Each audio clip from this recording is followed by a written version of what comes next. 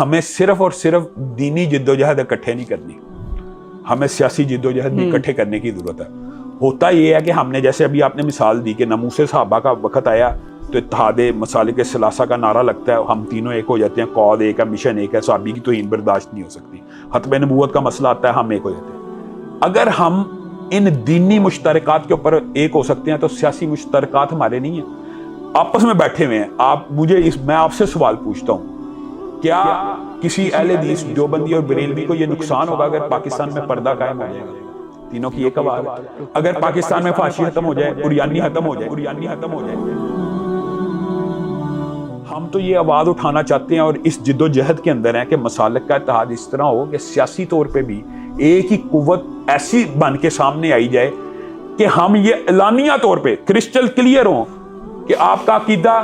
آپ کا منہج، آپ کی فکر آپ اپنے پر لاگو کریں، لیکن جو اسلام کی مشترکات ہیں، مثلا اسلامی سزائیں ہیں، کیا دیوبندی بریلوی اہل حدیثوں کا اختلاف ہے اسلامی سزائیں نہیں ہونی چاہیے؟ کیا ڈکیتی کے اوپر، زنا کے اوپر، فحاشی کے اوپر، عریانیت کے اوپر، چوری کے اوپر، غیبت کے اوپر، رشوت کے اوپر، سود کے اوپر، اب مجھے بتائیں معاملات کے اندر تو 99% اتفاقات ہیں، 99% اتفاقات ہیں۔ تقسیم یہ کی گئی ہے کہ ریاست اور مذہب کا آپس میں تعلق نہیں ہے، حالانکہ اسلامی ریاست اور اسلامی سیاست ایک ہی چیز کا نام ہے۔ تو میں تو آپ کی یہ جو بات ہے، ہم تو اس چیز کے دائی ہیں کہ اتحاد اس نوعیت کا ہونا چاہیے کہ صرف ناموس صحابہ اور صرف ختم نبوت کے اوپر نہ ہو، بلکہ ہم مل کے سیاسی طور پہ بھی ایک قوم کو منشور دیں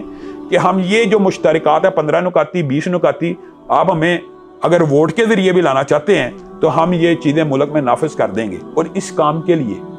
ہم جماعت اسلامی کے لیڈروں کے پاس بھی جاتے ہیں، ہم مولانا فضل الرحمان صاحب کے پاس بھی جاتے ہیں سننے کو، ان کو آپ یہ سمجھ لیں کہ سوچ کے طور پہ ان کو یہ چیز اٹریکٹیو لگتی ہے، لیکن عمل میں ابھی بہت سی رکاوٹیں ہیں۔ جب ہم یہ بیریئر کراس کر گئے نا